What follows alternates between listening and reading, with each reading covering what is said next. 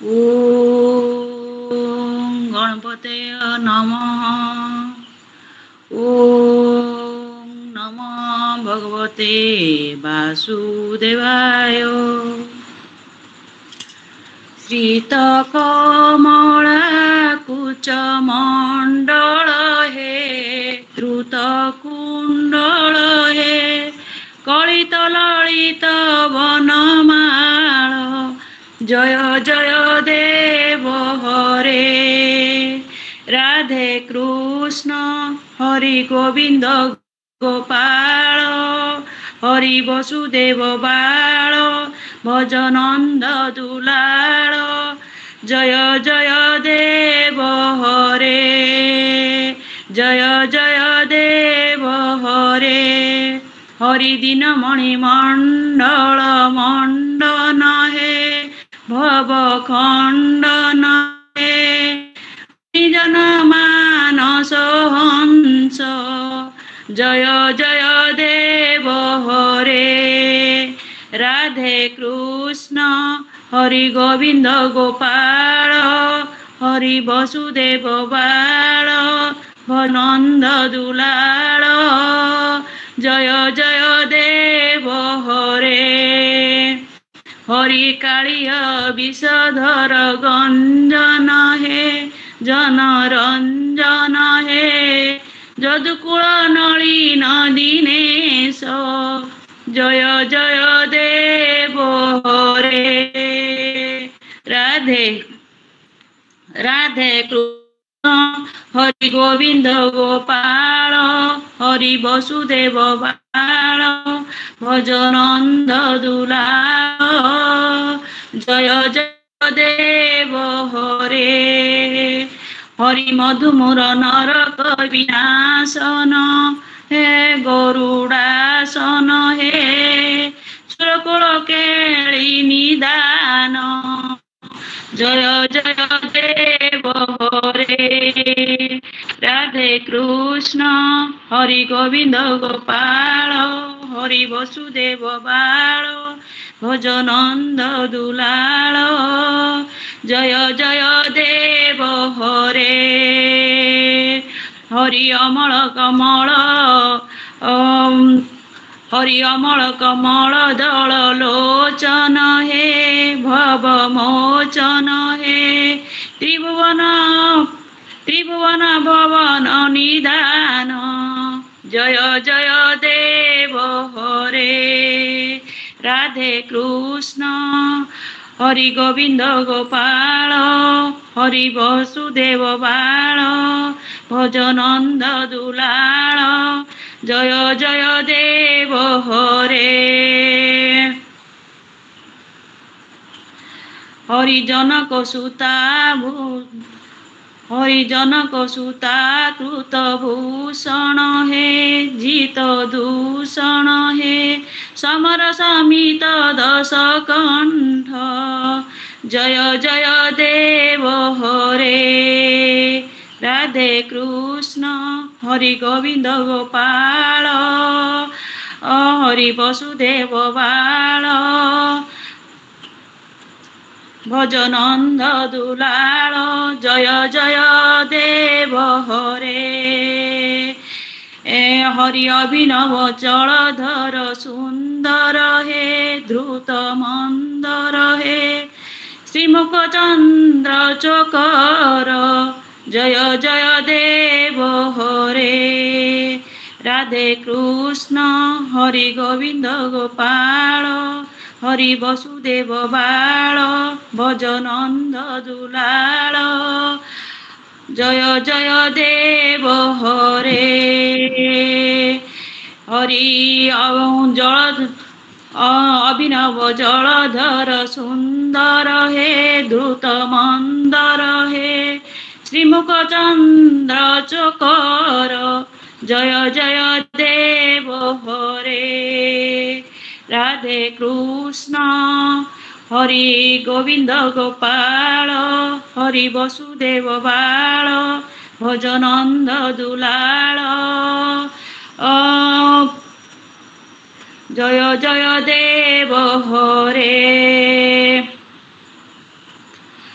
हरि तव श्रीचरणे प्रणतावयमिति भावय हे कुरुकुशलं प्रणतेषु जय जय देव हरे राधे देखिबो कृष्ण हरि गोविंद गोपाल हरि वसुदेव बाल भजनंद दुलाल जय जय देव हरे श्री जयदेव कवेरीदं कुरुते मृदं मङ्गलमुज्जलगीतं जय जय देव हरे राधे कृष्ण हरि गोविंद गोपाल हरि वसुदेव बाल भजनंद गोपाल जय जय देव हरे जय जय देव हरे इति श्री जयदेव विरचितं मंगलगीत संपूर्णम् ओम नमो भगवते वासुदेवाय ओम श्री गणेशाय नमः। ओम नमो भगवते वासुदेवाय। मंगलाचरणं वागीशाजस्य वदने लक्ष्मीर्यस्य च वक्षसि यस्यास्ति हृदये संवित् तं नृसिंहमहं भजे। विश्वासर्ग विसर्गादिनवलक्षणलक्षितं श्रीकृष्णाख्यं परं धाम जगद्धाम नमामत। माधवो माधवाधीशौ सर्वसिद्धिविधायिनौ वन्दे परस्परात्मानौ परस्परनुतिप्रियौ। मूकं करोति वाचालं पङ्गुं लङ्घयते गिरिं यत्कृपातमहं वन्दे परमानन्दमाधवम्। जं ब्रह्मा वरुणेन्द्ररुद्रमरुतः स्तुन्वन्ति दिव्यैस्तवैर्वेदैः साङ्गपदक्रमोपनिषदैर्गायन्ति जं सामगाः। ध्यानवस्थितगतगतिना मनसा पश्यन्ति जं योगिनो यस्यन्तं न विदुः सुरासुरगणा देवाय तस्मै नमः। नारायणं नमस्कृत्य नरं चैव नरोत्तमं देवीं सरस्वतीं व्यासं ततो जयमुदीरये। प्रकाश भाई। ओम गोविंद गोविंद गोविंद पदुगळुचे मकरंद पान करी तरिले व्रजनारी ते व्रजनारी कपयारे मन मोरहु निरंतर नमो तरे ठाओ कृष्ण बोले बजाओ कृष्ण बोले जाओ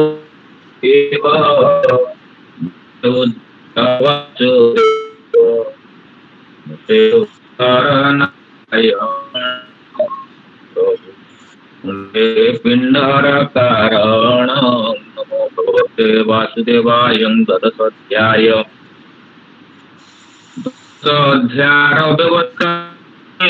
टंक जन्म कथा एमंते सुत मुख शुणी सनौक बोले मने गुणिष्टि सनौक वाच उपजे द्रोणंक कुमार मंत्री पे शिला ब्रह्मसर तार प्रचंड तेज बले भयकम पीले दिगपाले उत्तरा गर्भे से पड़ीला तक्षणे गोविंद रखिला से पुणी गर्भु जन्म होई पालिला राज पुणे मोहि जगते जेते कर्म कला प्रजांकु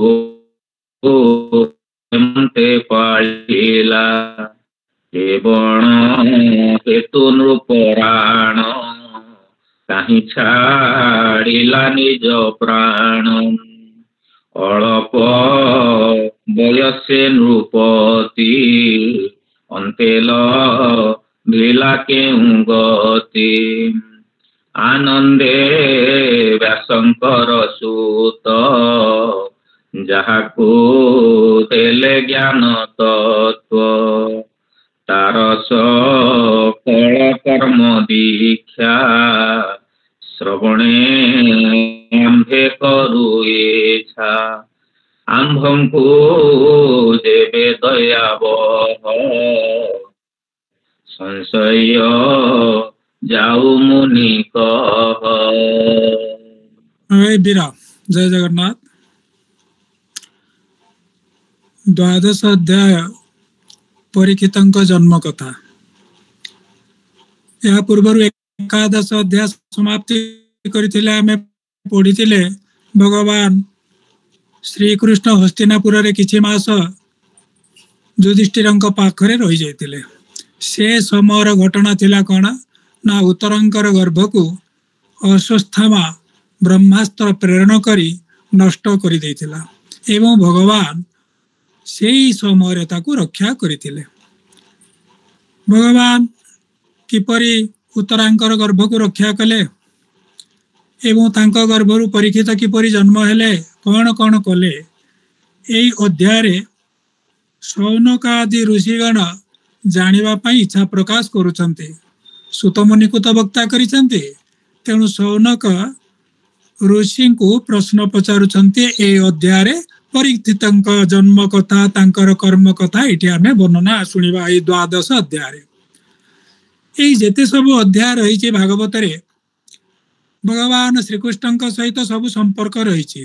आमे जे कहूचे भागवत श्रवण करिबा अन्य समय भगवानଙ୍କର लीला कथा मन मने चिंतन करिबा बा मने पकेबा कहिबा ए सब द्वारा कौन हुए हमर भक्ति भाव भगवानଙ୍କ सहित जेतिकी अछि आहुरी अधिक रु अधिक थाए। तेणु ए उत्तरांकर गर्भ को रक्षा करिबार भगवानଙ୍କର एई जो चरित ताहा मध्य आमे जदि सुनिबा पढ़िबा तो द्वारा कौन हबा आम मनरे मध्य भक्ति भाव क्रमश वृद्धि पाइब। जेते भगवानଙ୍କର लीला अछि बाल्य लीला आरंभ करी जन्म ठारू आरंभ करी शेष पर्यंत जो सबू लीला रे संपृक्त से सबू विषय को जहा को जोटा भल लगुची से विषय मान बारंबार जदि मनरे धारण करा जाए भगवान प्रति भक्ति भाव क्रमवर्धिष्णु भाव रे होई थाए। माने क्रमश बढ़िब जेते आमे सुनिबा जेते तांकर लीला कथा मनरे आनिबा धीरे धीरे भक्ति भाव बढ़िब। यह होची निराट सत कथा एथिरे कोनोसी नाही। आमे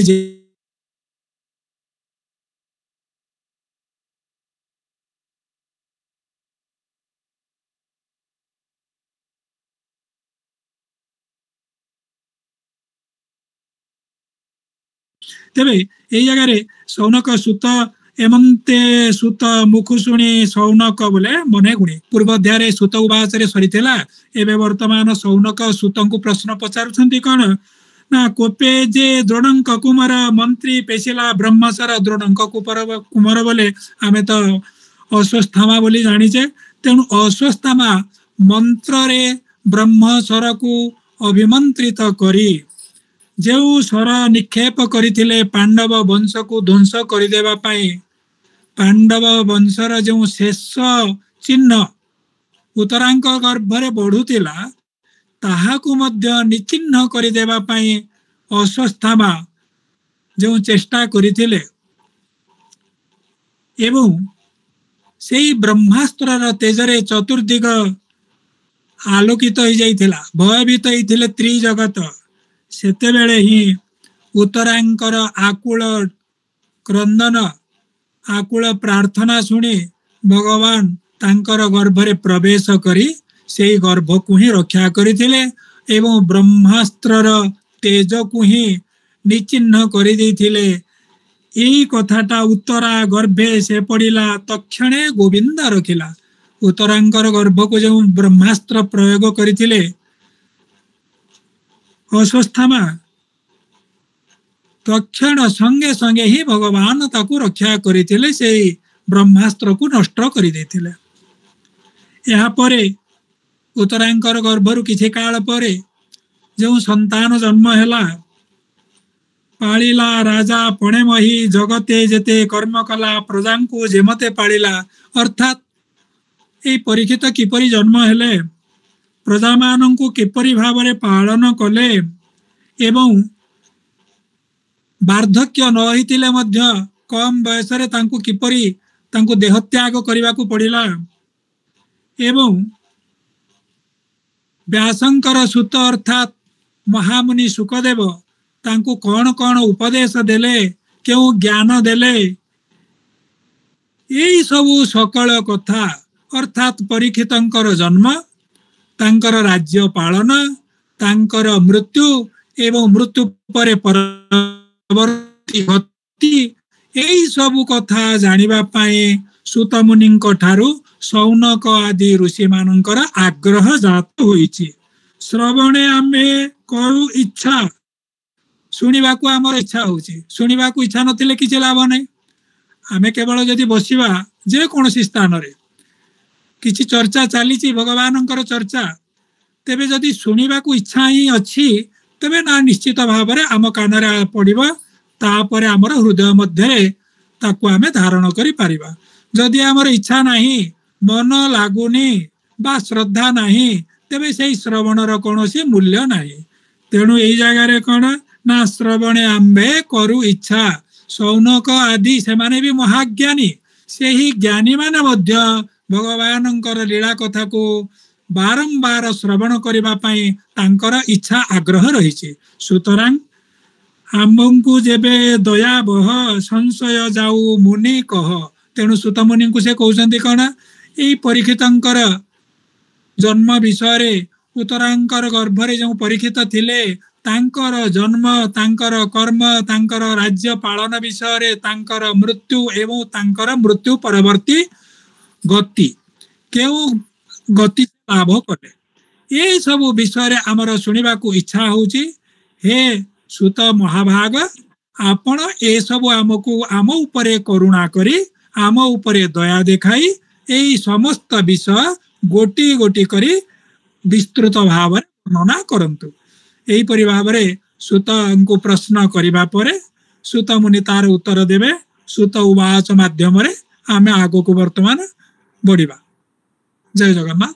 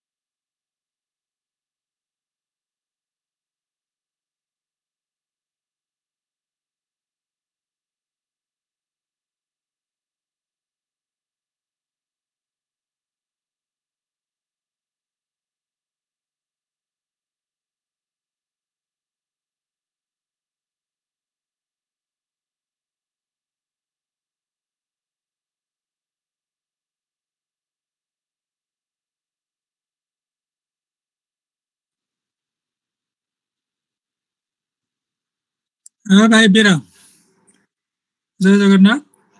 एबे सुत मुनि ऋषि मान को कौन कहते ना कुरु नगरे धर्मराजा पुत्रंक प्राय पाळे प्रजा। धर्मराजा युधिष्ठिर युधिष्ठिर कथा कहते। धर्मराज युधिष्ठिर यही कुरु राज्य रे हस्तिनापुर रे अभिषिक्त हुई धर्म को आधार करी ही प्रजा मान को निजर पुत्र परि पालन कले। राज्य शासन कले किपरि ना प्रजा मान को तांकर पुत्र परि देखिले। अर्थात पातर अंतर नहीं। प्रजा मानकर सुख किपरि हेब दुख किपरि दूर हेब सेति प्रति से दृष्टि दउथिले। से तो थिले धर्मंकर अवतार। भगवान श्रीकृष्ण ठारू मध्य धर्म कथा शुणिसंती एवं भीष्मंकर पितामहंकर महाप्रयाण काल रे भीष्म मध्य तांको ए राजधर्म विषय रे अनेक ज्ञान उपदेश दैछंती। तेणु किपरि भाव रे राज्य पालन करबा को हेब शासन करबा को हेब युधिष्ठिर को ए सब अजଣା नथिला। तेणु प्रजा माननकु से निजर पुत्र परि पालन करुथिले। पिता जेपरि पुत्रर सब प्रकार जत्न नै थाए सब प्रकार अभाव असुविधा पूर्ण करि थाए आम परिवार मध्य आमे जानु सेही परि धर्मराज युधिष्ठिर निज राज्यर प्रजा माननकु निजर पुत्र परि देखुथिले। आउ कोन होउथिला कृष्ण हो न जानया न विषया रसे नाही मन। भगवान कृष्ण को ही से हृदय रे मन रे सर्वदा रखिथिले। तेणु जे भगवान सहित जड़ित अच्छी विषय तांको पाखु किपरि प्रवेश करिवो। तेणु ए सांसारिक विषय भोगपति तांकर श्रद्धा नथिला। से निस्पृह थिले। तांकर इच्छा नथिला स्पृहा नथिला। भोग करिवा पई तांकर मन बळु नथिला। कि धन संपद रक्षणे कि स्नेह भार्या भातृगणे धर्म हु अन्य नाही चित्ते राज्य पालने एही मते। तेबे राज्य किपरि पालन करुथिले?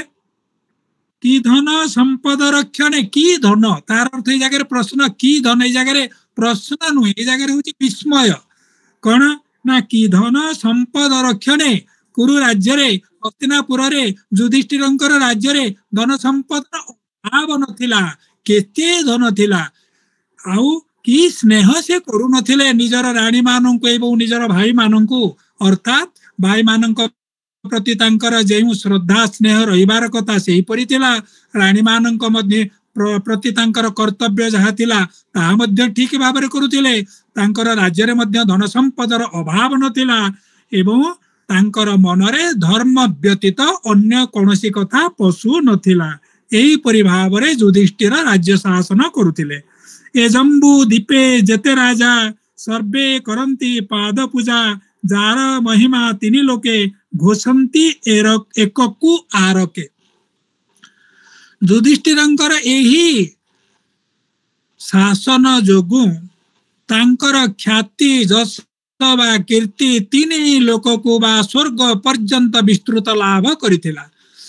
एही युधिष्ठिरंक विषय समस्त ही परस्पर मध्य जोटी देखिबो कथावार्ता हेउथिले। कण सेति पई घोषंती एककु आरके। प्रजा मानक मुखरु केवल युधिष्ठिरंकर कथा ही सुनिबाकू मिलुथिला। तांक मुखरे अन्य कोनोसी कहार कथा नथिला। तेणु ताकू कहिसंती घोषंती। परस्पर मध्य रे ए युधिष्ठिरंकर कीर्ति युधिष्ठिरंकर प्रजा पालन तांकर परिवार रे थिबा भाई मानक प्रति बा रानी मानक प्रति तांकर जे स्नेह श्रद्धा इत्यादि इत्यादि विषय रे परस्पर प्रजा माने कथावार्ता सबुटी होउथिले। तिनि लोकरे तांकर ख्याति व्यापी जाइथिला एपरिकी स्वर्ग पर्यंत मध्य। तापर आउ गोटिए कथा ए जम्बू दीपे जेते राजा सर्वे करंती पाद पूजा। जम्बू दीप आमर एबे भारत वर्ष आम देशर ना हिची। भरतंक नामानुसारे तार आगरु बा परे ए प्राचीन ना थिला जम्बूद्वीप बोली भारत वर्ष भारत भूवर्ष भूखंड को जम्बूद्वीप कुआ जाउतिला। ए जम्बूद्वीप विषय आमे भागवत रे अन्यत्र स्कंद रे आमे पुणी पढ़िबा विस्तृत भाव रे पढ़िबा। जेतेबेले पृथ्वीर विभिन्न स्थान सागर विभिन्न ग्रह नक्षत्र ए सब विषय गोटे स्कंद रही। से स्कंद को जितेबाला जीवा आमे भारत वर्ष विषय जम्बूद्वीप विषय अनेक कथा जानिबा को पाइबा। तेबे जम्बूद्वीप हैला ए भारत वर्षर प्राचीन नाम हैला पौराणिक नाम बा वैदिक नाम हैला जम्बूद्वीप। सेही समय एई भूखंड रे जेउ भूखंडर राजा थिले शासक थिले युधिष्ठिर धर्मराज सेई जम्बूद्वीप मध्यरे भारत वर्षरे जेते सबु तांकर अधीनस्थ राजा थिले समस्ते तांकर आज्ञावर्ती थिले, आज्ञा पालन करुथिले। काहेकि ना भगवान श्रीकृष्णंकर से थिले आश्रित। या परे गोविंद जार हृदय बसे से कि विषय रसे रसे क्षुधित जन मन जन्हे अन्न हु न लोड़ई आने। एई दुई पद आमे मुखस्थ करिकि मन रखिबा। एटा होची एई अध्याय होची गोटिए सार दुईटी पद। कण गोविंद जार हृदय बसे से कि विषय रसे रसे। भगवान श्रीकृष्ण जहांक हृदय रे सदा वास करुछंती, जे कि निज हृदय रु भगवान को टिके हेले छाड़िबा को नाराज, सबु बेले बांधी रखिछंती भगवान को निजर हृदय मध्य रे। तेबे ए सांसारिक विषय भोगरे से किपरि पड़िबे? विषय भोगरे तांकर श्रद्धा आसीबो किपरि? तेणु विषय भोगरे तांकर मन बळु नथिला, से कि विषय रसे रसे।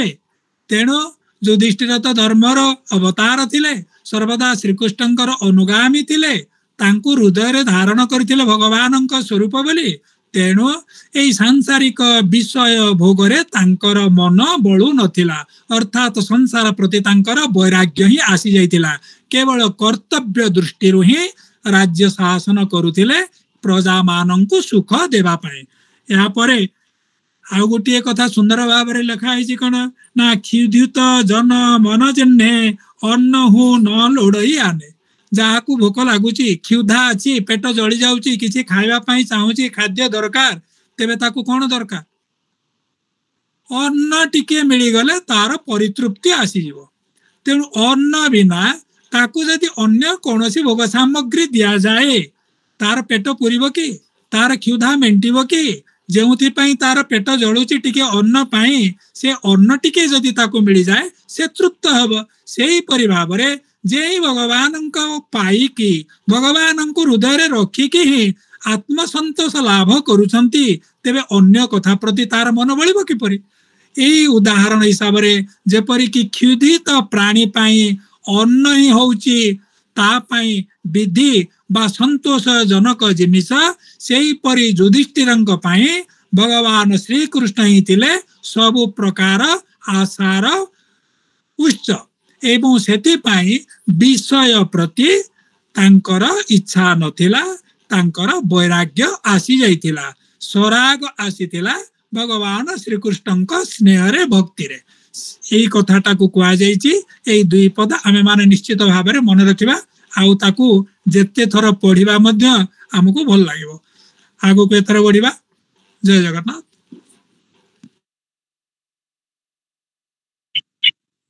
हाँ एबे हो सुन विप्रजन कहिबा परीक्षित जन्म मातार गर्भे जेबे थिला नयने कृष्ण को देखिला गर्भे पड़िला ब्रह्मस्वर तेजे जे सने दिवाकर उत्तरा डाके त्राही त्राही तक्षणे प्रभु भावग्राही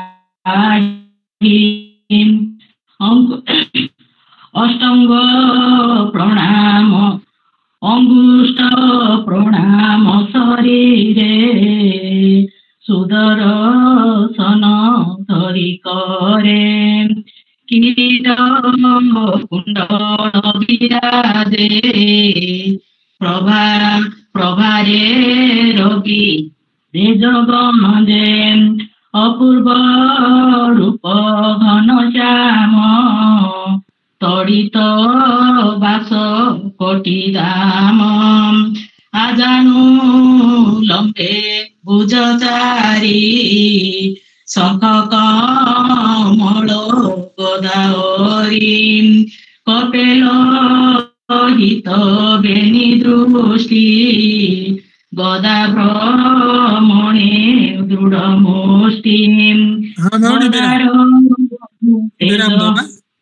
जय जगन्नाथ। या परे सुत सौनक आदि ऋषि मान को कौन कहते युधिष्ठिरंकर कथा वर्णना तो कले। या परे एबे हे शुण विप्रजन कहिबा परीक्षित जन्म। उत्तरांक गर्भरे जो गर्भ थिला अभिमन्युंकर संतान से होचंती राजा परीक्षित। तेबे ए परीक्षितंकर जन्म वृत्तांत एबे सुत मुनि सौनक आदि मुनि ऋषि मानंकु विप्र मानंकु कहिबाकु आरंभ करूचंती। मातार गर्भे जेबे थिला नयने कृष्णंकु देखिला। गर्भे पड़िला ब्रह्मसर तेजे जेसने दिवाकर। उतरा डाके त्राही त्राही तक्षणे प्रभु भावग्राही। तेणु यही राजा परीक्षित जे कि उत्तरांकर गर्भरे थिला एवं अश्वस्थामार ब्रह्मसरे अत्यंत तेजमय ब्रह्मसरे चित्कार करुथिले। से समय उत्तरा भगवान को अति करुण निवेदन आकुल प्रार्थना करिथिले। भगवान से समय सेठी थिले, हस्तिनापुर रे थिले। तेणु भगवान श्रीकृष्ण जेउठी थिले मध्य उत्तरांकर डाक जानी पारिले, प्रार्थना सुनी पारिले।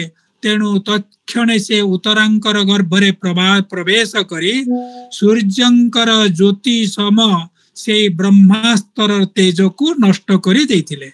तेणु गर्भरे जतेबेले प्रवेश करिथिले मातृ गर्भरे थिला बेले परीक्षित भगवान श्रीकृष्ण को ही सेही ठारे ही दर्शन करिथिले मातृ गर्भरे थिला बेले। तेबे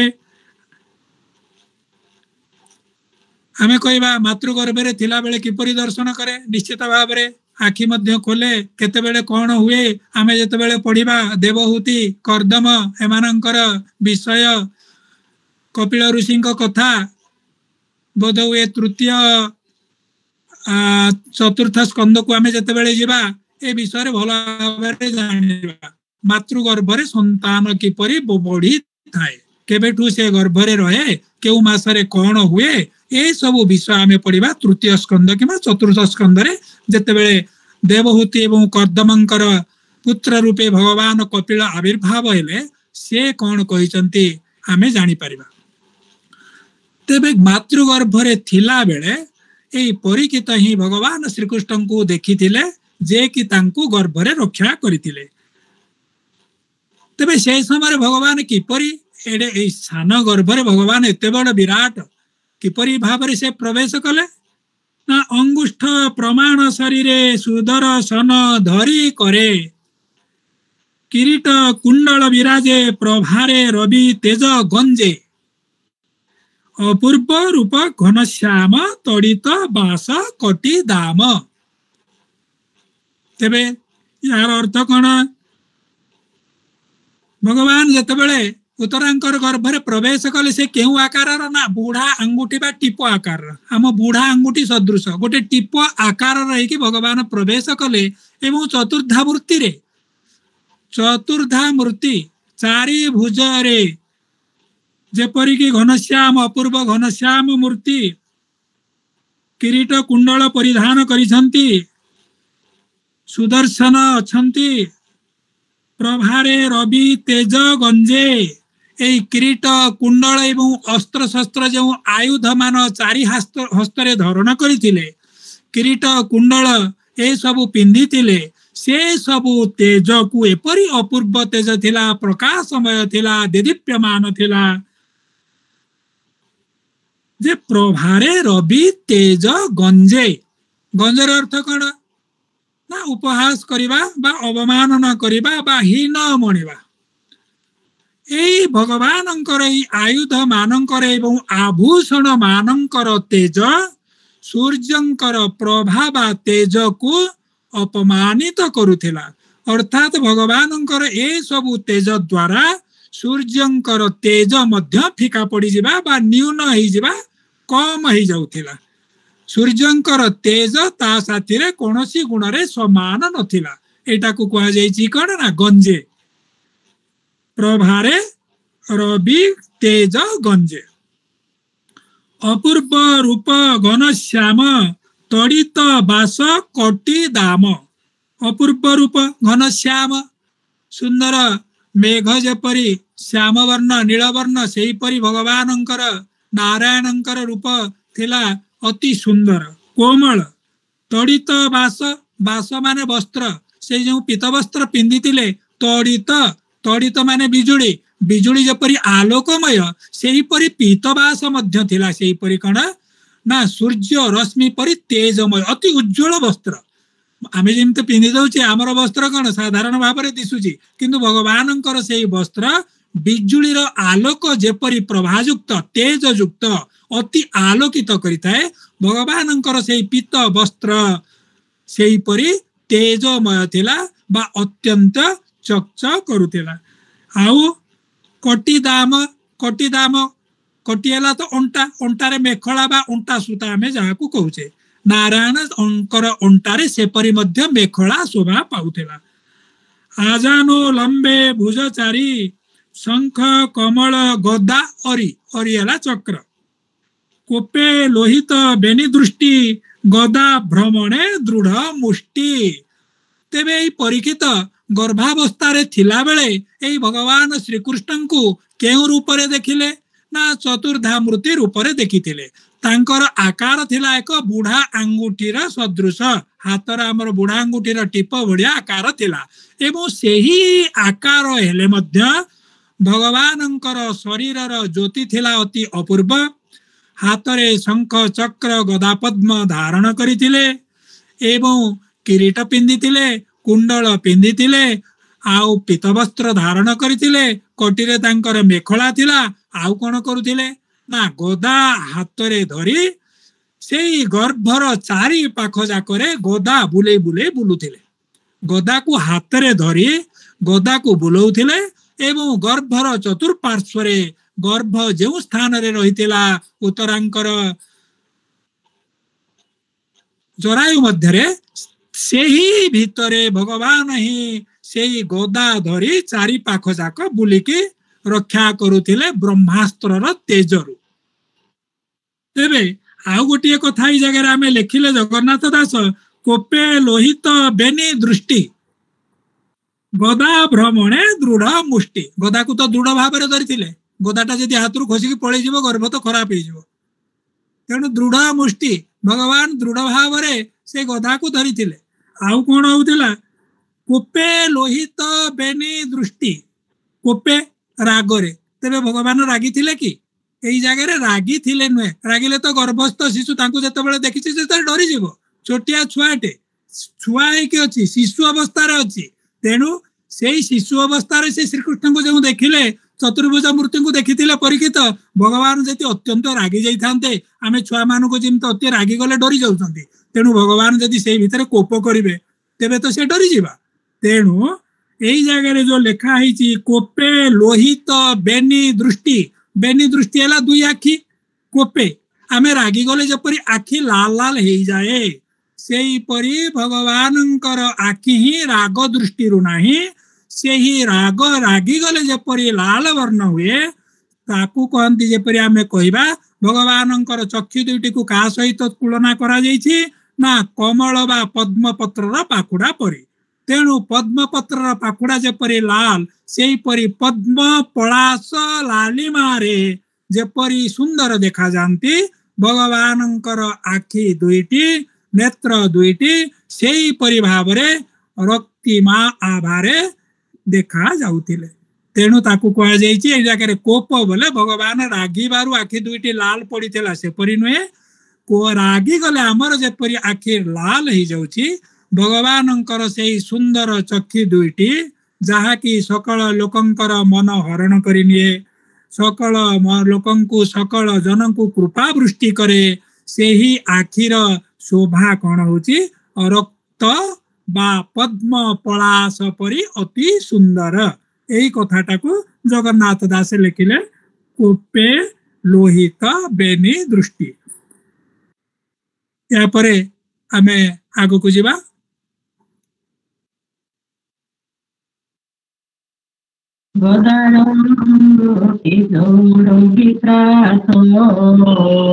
ମଣ୍ଡଳେ ପୁରେ ଦଶ ଦିଶ ହରିଲେ ବ୍ରହ୍ମସର ତେଜ ନିହାର ଦେନେ ଗ୍ରହରାଜ নিকটে দেখি বিতর্কিত একে পাশে উপগত ধর্মপালক দনাদন সে অস্ত্র করি দহন তক্ষণে গর্ভ রক্ষা করি অন্তর হইলে মুরারি বালক দেখে তানয়নে গোবিন্দ গলে অন্তর্ধ্যানে ବିରାମ ଦବା। ଏହାପରେ ଗୋଦାର ତେଜ ରବିତ୍ରାସ ମଣ୍ଡଳେ ପୁରେ 10 ଦିଶ। ଗୋଦାର ତେଜ ରବିତ୍ରାସ ରବି ସୂର୍ଯ୍ୟଙ୍କର ତ୍ରାସ ବା କିରଣ ସେହିପରି ଭାବରେ ଭଗବାନ ଯେଉଁ ହାତରେ ଗଦା ଧରି ଗର୍ଭର ଚତୁଃପାର୍ଶ୍ୱରେ ବୁଲୁଥିଲେ ସେଇ ଗଦାର ତେଜ ବା ପ୍ରଭା ବା କିରଣ ବା ଜ୍ୟୋତି ସେହିପରି ସୂର୍ଯ୍ୟଙ୍କର ତେଜ ପରି ଥିଲା ଏବଂ ସେଇ ଗର୍ଭ ମଣ୍ଡଳକୁ ହିଁ ଆଲୋକିତ ପ୍ରକାଶମୟ କରୁଥିଲା। ହରିଲେ ବ୍ରହ୍ମ ସର ତେଜ ସେହି ପ୍ରଭା ଯୋଗୁଁ ସେହି ଗଦାର ତେଜ ଦ୍ୱାରା ଭଗବାନ ସେଇ ବ୍ରହ୍ମସର ବା ଅଶ୍ୱତ୍ଥାମାର ବ୍ରହ୍ମାସ୍ତ୍ର ତେଜକୁ ହରଣ କରିନେଲେ। କିପରି ନା ନିହାର ଯେନେ ଗ୍ରହରାଜ, ଗ୍ରହରାଜ ହେଲେ ସୂର୍ଯ୍ୟ, ନିହାର ହେଲା କୁହୁଡ଼ି। ସୂର୍ଯ୍ୟ ଉଦୟ ହେଲେ ସୂର୍ଯ୍ୟ କିରଣ ପଡ଼ିଲେ କୁହୁଡ଼ି ଯେପରି ଦୂର ହୋଇଯାଏ, କୁହୁଡ଼ି ଆଉ ଯେପରି ରହେ ନାହିଁ, ସେହିପରି ଭଗବାନଙ୍କର ଗଦାର ତେଜରେ ସେଇ ବ୍ରହ୍ମସରର ତେଜ ଫିକା ପଡ଼ିଗଲା, ମଳିନ ପଡ଼ିଗଲା, ତାର ତେଜ ନଷ୍ଟ ହୋଇଗଲା। ଏହାପରେ ନିକଟେ ଦେଖି ବିତର୍କିତ ଏକେ ମୋ ପାଶେ ଉପଗତ। ଗର୍ଭସ୍ଥ ଶିଶୁ ପରୀକ୍ଷିତ କଣ ଚିନ୍ତା କରୁଛନ୍ତି ନା ବିତର୍କିତ। ବିତର୍କ ହେଲା ବିଚାର କରିବା ବା ଚିନ୍ତନ କରିବା। ତେଣୁ ବିତର୍କିତ ଗର୍ଭସ୍ଥ ଶିଶୁ ବା ପରୀକ୍ଷିତ ଗର୍ଭରେ ସ୍ଥାୟୀ ଭଗବାନ ଶ୍ରୀକୃଷ୍ଣଙ୍କୁ ତ ଦେଖିଲେ, ତାଙ୍କୁ ଦେଖି ସେଇ ଚତୁର୍ଦ୍ଧା ମୂର୍ତ୍ତିଙ୍କୁ ଦେଖି ସେ କଣ ଚିନ୍ତା କରୁଛନ୍ତି, ତାଙ୍କ ମନରେ କଣ ବିଚାର ଆସୁଛି ନା ନିକଟେ ଦେଖି ବିତର୍କିତ ଭଗବାନଙ୍କୁ ଅତି ନିକଟରେ ଦେଖିକି ତାଙ୍କର ପାଖରେ ରହିଛନ୍ତି। ଗର୍ଭର ପାଖରେ ବୋଲେ ଶିଶୁ, ପରୀକ୍ଷିତ ଶିଶୁ ଅବସ୍ଥାରେ ମାତୃ ଗର୍ଭରେ ଥିଲା ବେଳେ ତେବେ ସେଇ ଶିଶୁ ହିଁ ତାଙ୍କ ନିକଟରୁ ଅତି ପାଖରୁ ଦେଖିଛନ୍ତି। ତେଣୁ ନିକଟେ ଦେଖି ବିତର୍କିତ ଏକେ ମୋ ପାଶେ ଉପଗତ। ଇଏ କିଏ? ଏଇ ଚତୁର୍ଦ୍ଧା ମୂର୍ତ୍ତି ଯିଏକି ବିଭିନ୍ନ ଏତେ ସୁନ୍ଦର ଦିଶୁଛନ୍ତି, ହାତରେ 4 ପ୍ରକାର ଅସ୍ତ୍ର ଧାରଣ କରୁଛନ୍ତି, ମୋ ଚାରିପାଟେ ବୁଲି ବୁଲି ମତେ ରକ୍ଷା କରୁଛନ୍ତି, ଏ ପ୍ରକୃତରେ କିଏ? ତେଣୁ ପରୀକ୍ଷିତ ଗର୍ଭରେ ଥିବା ବେଳେ ଏଇ ଭଗବାନ କିଏ ବୋଲି ତାଙ୍କ ମନରେ ଚିନ୍ତା ଆସିଥିଲା ବା ବିଚାର ଆସିଥିଲା। ବିତର୍କିତ ମାନେ ସେ ଚିନ୍ତା କଲେ ବା ବିଚାର କଲେ, ଏଇ ଜଣେ ମତେ ଯେଉଁ ରକ୍ଷା କରୁଛନ୍ତି ଅପୂର୍ବ ସୌନ୍ଦର୍ଯ୍ୟ ରୂପରେ, ଏଇ ଜଣେ ସୁନ୍ଦର ପୁରୁଷ, ସେ କିଏ? ଏଟା ତାଙ୍କ ମନରେ ଆସିଥିଲା।